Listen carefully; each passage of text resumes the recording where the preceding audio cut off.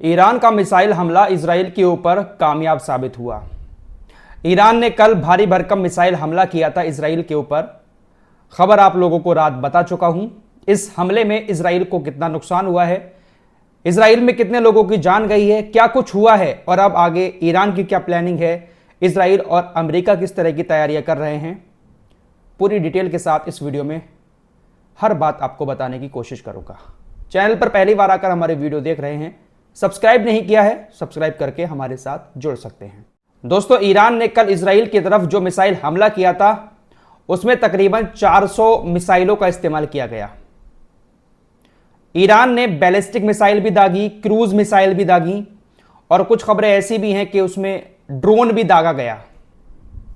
कुछ drone, ballistic missile, cruise missile, तकरीबन 400 मिसाइलें ईरान ने इजराइल की तरफ दागी। 400 में से 180 मिसाइलें इजराइल के एयर स्पेस तक पहुंच गईं।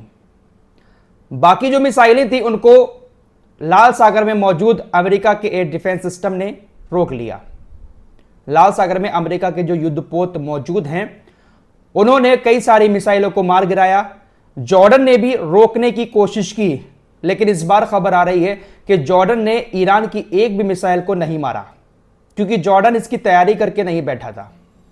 ईरान ने यह हमला अचानक से किया है। पिछली बार जब ईरान ने हमला किया था तो पहले ही इन्फॉर्म कर दिया था कि हम इस वक्त हमला करने वाले हैं, लेकिन इस बार का हमला बिना बताए किया गया तो जॉर्डन उस तरह की तैयारी नहीं कर पाया और जॉर्डन ने ईरान की एक भी मिसाइल को इंटरसेप्ट नहीं किया। हालांकि कोशिश की, मिसाइलों को मारने की कोशिश की, लेकिन ईरान की मिसाइलें स्पीड के साथ इजराइल के एयर स्पेस तक पहुंच गई। 180 मिसाइलें इजराइल तक पहुंची। 180 मिसाइलों में से कुछ मिसाइलों को आयरन डोम ने इंटरसेप्ट किया, मारा, लेकिन बहुत सारी मिसाइलें जो हैं वो 90% मिसाइलें 180 में से इजराइल के अंदर जाकर हिट की हैं, ब्लास्ट हुए हैं, आग लगी है। कहां कहां पर नुकसान हुआ है इजराइल को वो भी आपको बता देता हूं। तेल अवीव के अंदर जो मोसाद का सबसे बड़ा हेडक्वार्टर था पूरी तरीके से खत्म हो गया है।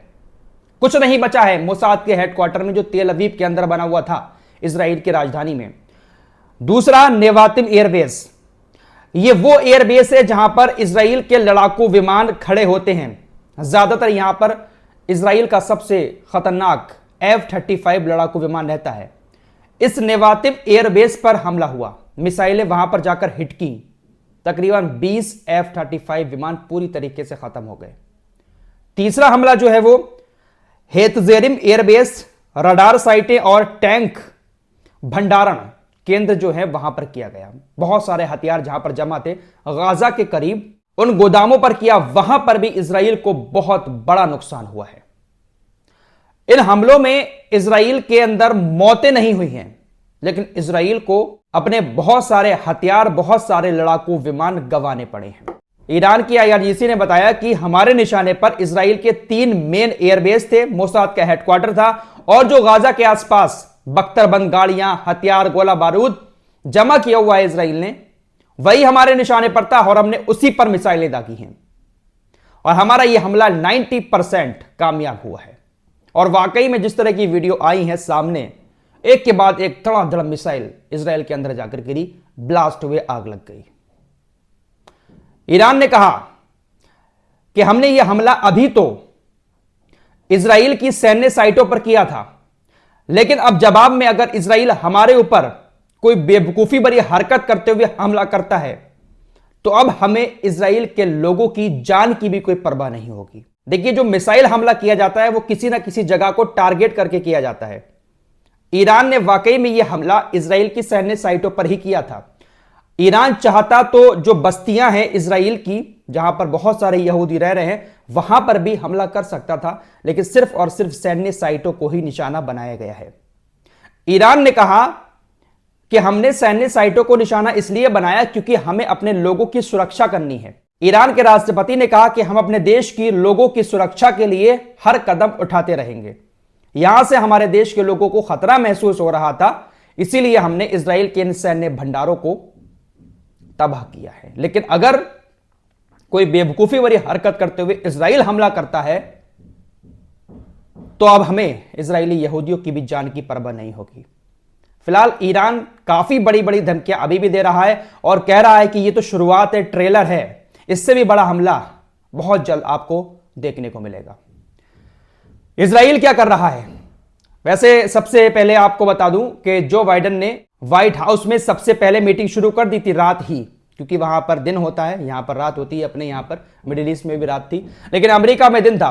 व्हाइट हाउस में एक इमरजेंसी मीटिंग हुई और कहा कि हम पूरी तरीके से नजर गड़ाए हुए हैं इस मामले पर।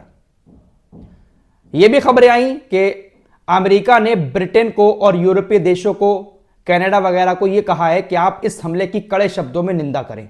ईरान के मिसाइल हमले के बाद बेंजामिन नेतन्याहू ने कसम खाते हुए कहा कि इसका पलटवार जरूर किया जाएगा। इजराइल के डिफेंस मिनिस्टर योब गैलेंट ने भी कसम खाते हुए कहा कि जो कुछ किया है ईरान ने, इसका जवाब हम जरूर देंगे। अब देखने वाली बात होगी कि अमेरिका इस जंग में सीधे तौर पर खुलकर सामने आता है, इजराइल का साथ देते हुए ईरान के ऊपर हमले करता है, या फिर अमेरिका इजराइल को ही आगे बढ़ाएगा। वैसे जहां तक उम्मीद जताई जा रही है कि अमेरिका खुलकर सामने नहीं आएगा, क्योंकि अमेरिका भी नहीं चाहता कि खुलकर ईरान के साथ आमने सामने की जंग लड़ी जाए, क्योंकि मिडिल ईस्ट में अमेरिका के भी बहुत सारे ठिकाने हैं। अमेरिका को यह तो डर रहता है कि अगर हमने ईरान के साथ पंगा ले लिया तो ईरान हमारे ठिकानों को तबाह करने में देर नहीं लगाएगा। जो सैन्य बेस बने हुए हैं अमेरिका के मिडिल ईस्ट में, ईरान उनको बहुत जल्द खत्म कर सकता है। ईरान ने यह कह भी दिया है कि अमेरिका अगर आता है इजराइल के साथ तो मिडिल ईस्ट में अमेरिका के ठिकाने हमारे निशाने पर होंगे। साथ ही साथ अरब देशों से भी कह दिया है कि अगर किसी ने भी इजराइल का साथ देने की कोशिश की तो पूरे मिडिल ईस्ट के जो तेल के डिपो हैं उसको हम पूरी तरीके से खत्म कर देंगे, उस पर हम बमबारी करेंगे। और हां, इजराइल को एक और बहुत बड़ा नुकसान हुआ है। ईरान की एक मिसाइल ने इजराइल के गैस के प्लांट को पूरी तरीके से तबाह कर दिया है। इजराइल का गैस का प्लांट, जो सबसे बड़ा प्लांट था, वो पूरी तरीके से तबाह हो गया है। अब इसकी वजह से इजराइल की इकोनॉमी पर भी बहुत ज्यादा असर पड़ेगा। शेयर मार्केट तो इजराइल का रात ही लुढ़क गया था।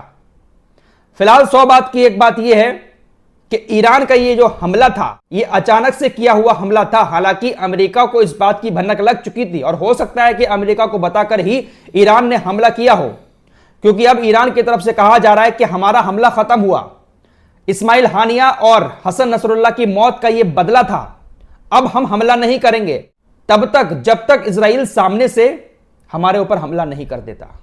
अगर इजराइल हमारे ऊपर हमला करेगा तो हम हमला आगे जरूर करेंगे, वरना हमारा यह हमला अब खत्म हो चुका है। ईरान के हमले के बाद हुतीज का भी बयान आया है।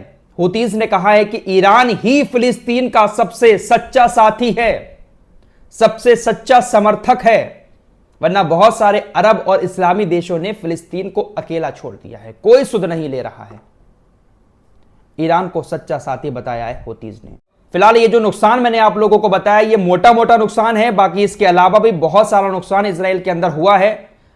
तस्वीरें धीरे धीरे करके सामने आ रही हैं, खबरें धीरे धीरे सामने आ रही हैं। इजराइल डिफेंस फोर्सेस कह रही है कि हम जांच करने में जुटे हुए हैं कि कहां कहां पर हमें कितना नुकसान हुआ है। हालांकि इस बात को उसने कबूल कर लिया है कि हां, 180 मिसाइलें जो हैं वो हमारी तरफ आई थी, बाकी मिसाइलों को इजराइल ने और अमेरिका ने, बीच में ही जॉर्डन जैसे देशों ने भी कोशिश की रोकने की, तो वहां पर रोक लिया गया। फिलहाल यह बात तो तय है कि अब मिडिल ईस्ट में तनाव कम होने के बजाय तनाव और ज्यादा बढ़ गया है। देखते हैं कि आगे किस तरह के हालात रहते हैं। अब हर रात जो है वो बहुत मुश्किल भरी साबित होगी दोनों देशों के लिए। सबको डर लगा रहेगा कि कब ईरान हमला कर दे, कब इजराइल हमला कर दे। अब ईरान के लोगों को भी चौकन्ना होकर रहना होगा, क्योंकि इजराइल कभी भी कुछ भी कर सकता है। इस रिपोर्ट में इतना ही। कुछ और खबरों के साथ जल्द हाजिर होऊंगा, तब तक के लिए अपना ख्याल रखिएगा। अल्लाह हाफिज।